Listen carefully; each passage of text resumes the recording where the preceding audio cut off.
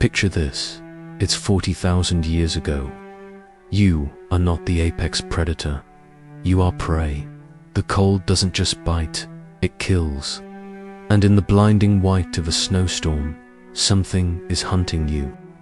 It's not a wolf, not a bear. It's a perfect killing machine, an evolutionary marvel built of muscle, claw, and instinct.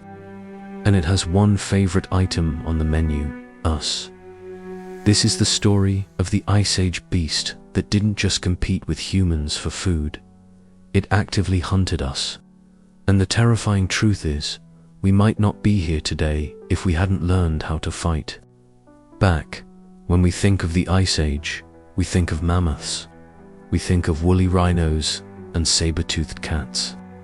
But there was another predator, one that was arguably more sophisticated, more adaptable, and for our ancestors, far more dangerous. This isn't the story of a lumbering giant. This is the story of a ghost, a pursuit hunter so perfectly engineered for its environment that it has been called the scimitar cat. But its real name is Homotherium. Don't forget what you think you know. About big cats, Homotherium wasn't a shaggy, oversized tiger. It was a different breed of nightmare. Imagine a creature built like a monstrous, muscular greyhound, but the size of a full-grown lion. It had long, powerful front legs and shorter hind legs, giving it a sloping backer build designed not for pouncing from trees, but for running. For endurance, this thing could lope across these frozen plains for miles, never tiring. Its eyes locked on a target it had chosen hours ago, and its face, that's where the true horror lies. It didn't have the iconic, dagger-like fangs of a sphelodon. No, its canines were shorter, broader, and serrated like a steak knife. They weren't for delivering a single, killing blow to the neck. They were designed for something far more efficient and far more gruesome. They were built to clamp onto the face or the throat of large prey, and with a vicious twist of its powerful neck, Homotherium would use these teeth to open a massive, catastrophic wound. This wasn't a hunter that suffocated its prey. It was a hunter that made its prey bleed out in seconds under the stark, icy sun. But a predator is only as deadly as its environment allows it to be. And for early humans, the environment was our first and most deadly prison. So why were we so vulnerable? Let's set the scene. You're a member of a small band, maybe 20 or 30 people. You're nomadic, following the herds for food. Your weapons are simple wooden spears, maybe sharpened stone points. You have fire, which is a miracle, but it's not a field. The world is vast, open, and offers very little cover. You are constantly exposed. Now enter Homotherium. While you are shivering in your furs, trying to start a fire, it's in its element. Its body is built for this cold. Paleontologists believe it may have had a light, spotted coat for camouflage in the patchy snow and grass, not the thick, shaggy fur of a mammoth. Its eyes were enormous, likely capable of gathering more light than ours, giving it a crushing advantage in the long, dark winters and during twilight hunts. You can't see 5 feet in front of you in a blizzard. It can see movement 100 yards away. Its social structure is also a point of terrifying debate. While most big cats are solitary, evidence from a famous fossil site suggests Homotherium might have hunted in packs, or at the very least, in coordinated family groups. Imagine not just one of these things, but 2 or 3 working together to separate the weakest member of your group from the safety of the tribe. Think about that for a second. You're gathering berries by a tree line. You hear a strange chuffing sound, a sound you've never heard before. You look up, and you see one of these cats staring at you from a ridge. You freeze. As you panic, you hear a rustle to your left. Wasn't alone. The one on the ridge was the distraction. You've just been outflanked by a creature with the brain of a wolf and the physical power of a lion. You are not a hunter in this scenario. You are prey being expertly corralled. This imbalance of power is almost incomprehensible today. We sit at the top of the food chain, utterly secure in our dominance. But for hundreds of thousands of years, that was not the case. For our ancestors, the shadow of Homotherium was a constant psychological terror. The fear of being hunted was woven into their daily lives, into their stories, into their very DNA. Every strange sound in the night wasn't just the wind. It was a potential predator. Every set of tracks in the mud that weren't yours was a cause for alarm. Moving the camp wasn't just about finding new resources. It was about staying one step ahead of the things that saw you as food. This constant, low-grade terror is a pressure we can barely imagine. And this pressure wasn't just emotional. It was an evolutionary filter. The bands of humans that survived were the ones who were the most paranoid, the most cooperative, the most communicative, and the most clever. The ones who didn't wander off alone, the ones who posted guards at night, the ones who learned to read the landscape for signs of danger, not just from the weather, but from an intelligence that was hunting them. The relationship was different. The evidence suggests something far more direct, far more personal. We weren't just competitors stealing a meal. We were the meal. And this terrifying reality is not just a theory we've spun from bones. We have proof, chilling, physical proof, written in the stone and in the bones of our own ancestors. How do we know? How can we possibly look at a pile of bones that are half a million years old and say, with any certainty, that this was a predator-prey relationship and not just a coincidence? It's not guesswork, it's forensic science. The story is written in the scars on the bones themselves.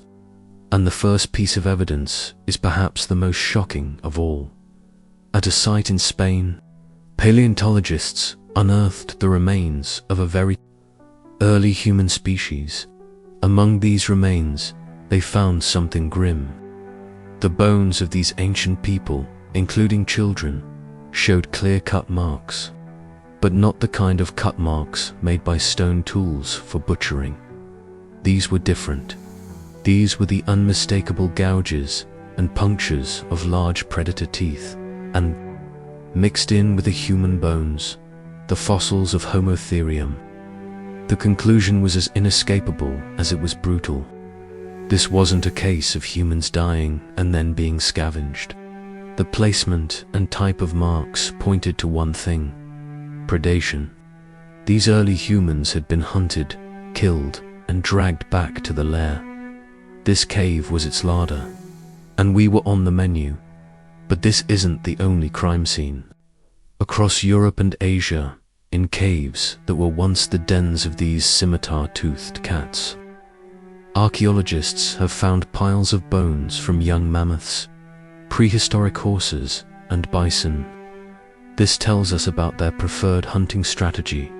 They were specialists in taking down large, powerful, but vulnerable prey.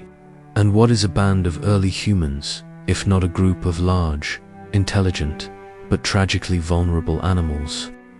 We fit the profile perfectly. If the bone evidence is the smoking gun, then the cave paintings are the police sketch. They are the psychological testimony of the survivors. Our ancient ancestors were masterful artists who painted what was important to their lives. They painted the animals they relied on and the animals they feared. But they almost never painted scenes of themselves being hunted. It's as if it was too terrifying, too taboo to depict. There is, however, one deeply chilling exception. In a famous cave in France, there's an image that depicts a woolly rhinoceros. and in front of it, a set of 4 long, sweeping lines. To some experts, these lines don't represent a weapon. They represent the 4 long canine teeth of a big cat facing off against the rhino. It's a snapshot of a confrontation, a moment of primal violence frozen in time. But why is this significant? Because it shows that the memory, the idea of these large-toothed predators, was seared into the cultural consciousness. The threat was so immense, so existential, that it became one of the few things dangerous enough to be worth drawing deep underground by torchlight. It was a warning, a story, a piece of lore passed down through generations. This art isn't just decoration, it's a survival guide. It's the echo of a scream across 30,000 years. So we have the physical evidence of the kills and the psychological evidence of the fear. But there's a third, crucial piece to this puzzle: the ecological showdown. The Ice Age wasn't a blank slate with one monster. It was a packed, competitive arena. You had cave hyenas, massive and brutal pack hunters. You had cave lions, ambush predators bigger than any lion today. And you had wolves. But here's the key difference. Humans could compete with all of them. We could steal kills from hyenas by mobbing them with fire and spears. We could avoid the ambush points of cave lions. We could even rival wolves as pack hunters, but Homotherium was different. It occupied a niche that we had no answer for. It was the open ground pursuit hunter. We couldn't outrun it. We couldn't outstrength it. In a straight chase across a plain, it was game over. It was the one predator on the landscape that could simply decide to hunt you, and there was very little you could do about it. It turned our greatest asset, or ability to walk long distances, into our greatest liability. This wasn't a fair fight.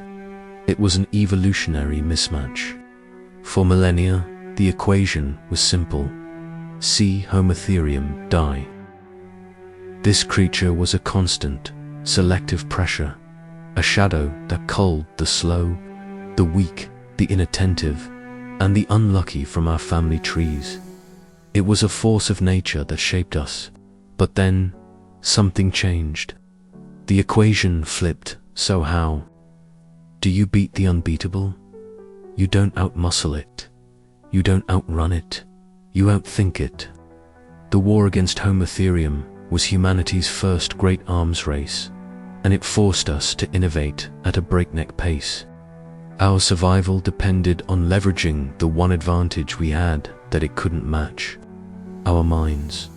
The first and most crucial innovation wasn't a weapon. It was a social one. Cooperation on a massive scale. Hunting large, dangerous game wasn't done by a few guys with pointy sticks. It was a community-wide effort. It required complex planning, communication, and division of labor. This level of coordinated action is something no other predator on Earth could achieve. It turned us from a scattered group of individuals into a single, formidable organism, and our tools had to evolve to meet the moment. The simple spear was good for thrusting, but getting close enough to a Homotherium to use it was a death sentence. So, we invented the spear thrower, or otlot. This wasn't just a new tool. It was a revolutionary piece of technology.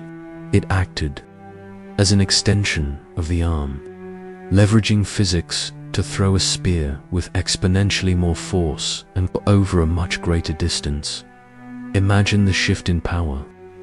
Before, a Homotherium could charge from 100 yards away and close the gap in seconds. Now, a hunter could launch a deadly, accurate projectile from 50 yards away. Suddenly, the open plain, the cat's greatest advantage, became a killing field for us. We could attack from a distance, in volleys. We could wound it, bleed it out, and never once let it get close enough to use those serrated fangs. We turned its own hunting strategy against it. But technology is useless without tactics. The real genius was in how we used these new tools. We didn't just stand and fight. We became masters of psychological and environmental warfare. We learned to manipulate our enemy's instincts. Fire was the ultimate area denial weapon. A homotherium, like any animal, would have had a deep, instinctual fear of it. By building large, controlled fires around our campsites, we created a barrier it was unwilling to cross. We could finally sleep, or at least rest, without the paralyzing fear of being dragged into the darkness. We carved out pockets of safety in a world that was trying to kill us, and when we did hunt them, we used their own strengths against them. We likely used our knowledge of the land to set traps, driving them into narrow ravines or muddy bogs where their speed and agility were neutralized. We might have used noise shouting, beating rocks together to disorient them, to break their focus, to turn the hunters into the hunted. This conflict also may have directly catalyzed one of the most important developments in human history: language. How do you coordinate a complex ambush over a square mile of terrain without being able to give detailed instructions? The need to plan, to warn, to teach these sophisticated new tactics to the next generation would have placed immense selective pressure on our ability to communicate complex ideas. Every time a plan was successfully executed, every time a warning shout saved a life, it reinforced the utility of a more sophisticated language. The ghost in the snow may have literally forced us to learn to talk to each other on a deeper level. This wasn't just a battle for survival, it was a forge. And in the white-hot heat of this pressure, our intelligence, our social bonds, and our technology were hammered into something new, something unstoppable. So, what happened? How does the story end? The reign of Homotherium didn't end with a bang, but with a changing world. As the Ice Age waned, the vast, open mammoth steppes it relied on began to shrink, replaced by forests. Its large prey disappeared. Its perfect habitat vanished. But we, Homo sapiens, were different. The very adaptations we developed to fight. Homotherium made us the most adaptable species on the planet. Our cooperative hunting worked on every continent. Our projectile weapons could bring down anything from a rabbit to a mastodon. Our complex social structures and communication skills allowed us to colonize every possible environment, from deserts to rainforests to the Arctic. We became the ultimate generalists in a world that was specializing into extinction. Homotherium was a masterpiece of evolution, but it was a masterpiece designed for one specific era. We became a force of evolution ourselves, designed for any era. The legacy of this ancient war is still with us. It's in our deep-seated fear of the dark and of being hunted, stories of which are etched into our oldest myths and fairy tales. It's in our innate need to belong to a tribe, to a group that has our back. It's in our relentless drive to innovate, to turn a threat into a tool. We look at the lions and tigers of today and we see powerful, majestic animals. But we look at them from a position of absolute dominance. The story of Homotherium reminds us that it wasn't always this way, that our crown was not given, but taken, that we earned our place at the top of the world in the coldest, darkest, and most terrifying of times, against a nightmare made of flesh and blood and serrated tooth. We were prey, and we refused to accept it. It's a humbling thought, isn't it? That our intelligence, our society, our very humanity might have been sharpened on the tooth of a predator we don't even remember.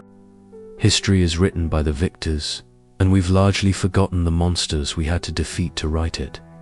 But what do you think? Does this change how you see our place in the natural world? Let me know your thoughts in the comments below. What other lost chapters of our past should we uncover? If you want to join us as we dig into the deepest, most fascinating secrets of history, make sure to hit that subscribe button and ring the bell so you don't miss the next journey into the past. Thanks for watching.